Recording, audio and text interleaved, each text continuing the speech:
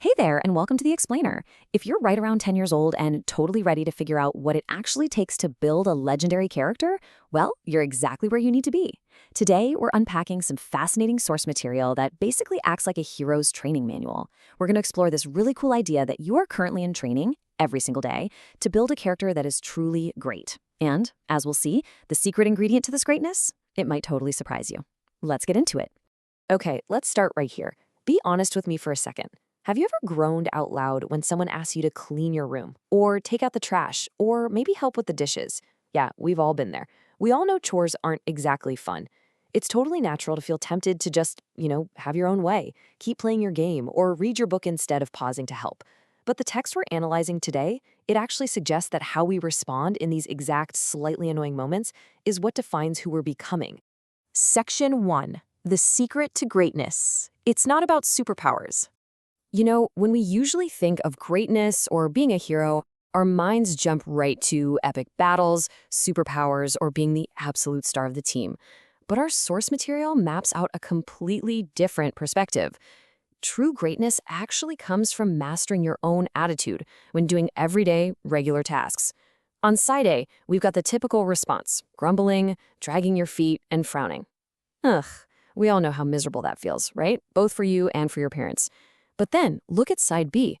The text calls this the divine pattern, and this involves cheerful, quick-stepping obedience. The source makes a really bold claim here. It says no one can be truly good or truly great without learning how to obey cheerfully. If you're stuck on side A, you're basically just draining your own energy. But side B, that is where the real training happens. To really get what side B is all about, we need to look at this fantastic word straight from the text: alacrity. Let's define it. Alacrity means a cheerful readiness and a quickness to respond. Basically, it means you don't just do the chore, you do it quickly, and you do it with a bright, happy attitude. This right here, this alacrity, the text tells us this is the actual secret ingredient to true greatness. It's the huge difference between doing something just because you're forced to and doing something because you're actively choosing to build a strong, helpful character. Section 2. The ultimate role model. The kid from Nazareth.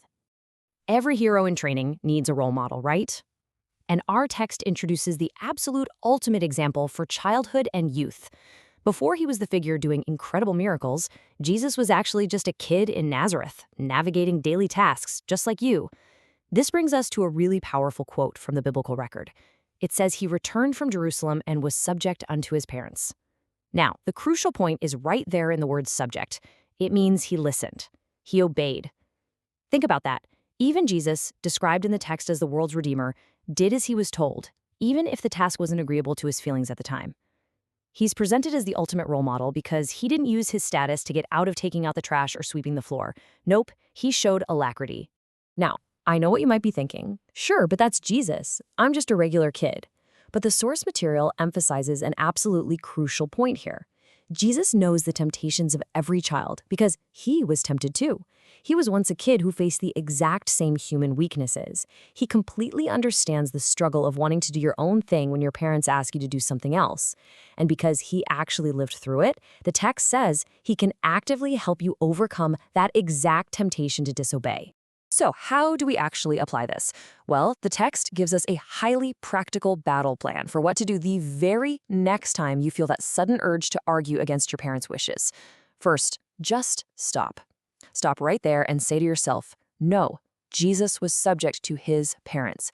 Second, remember that he knows your every weakness. He understands exactly how annoyed you're feeling in that specific moment.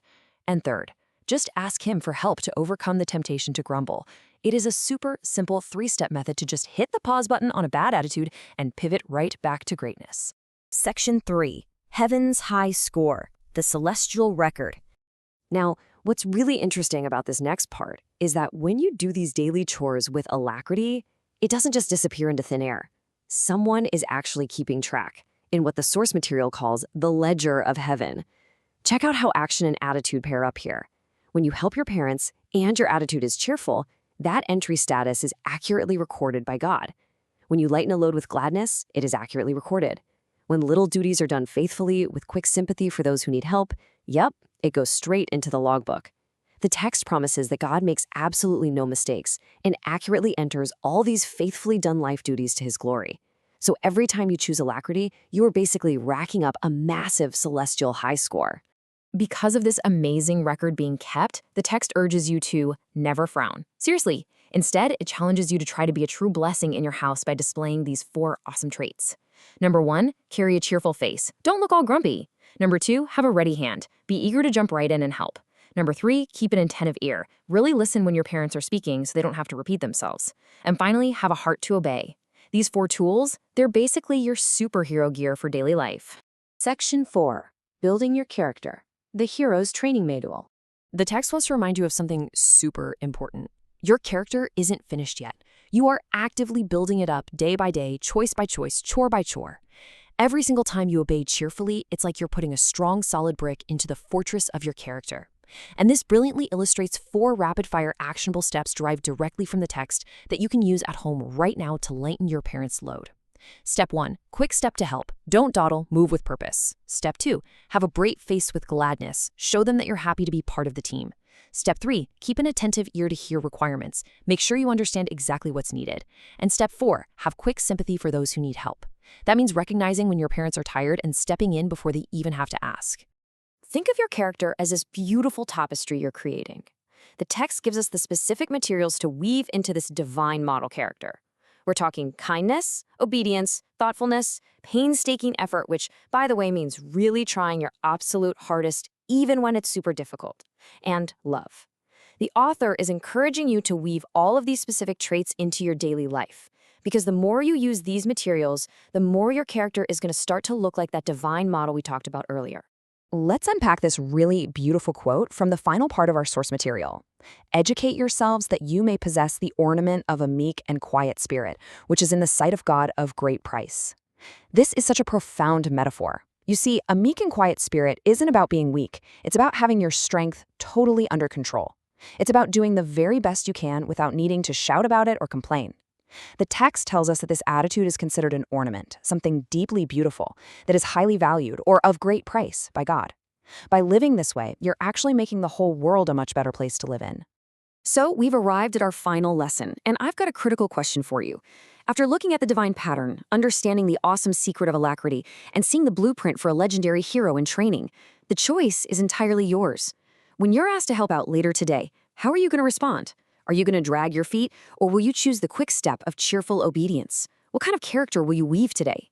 Keep these lessons in mind and go start building that greatness right now.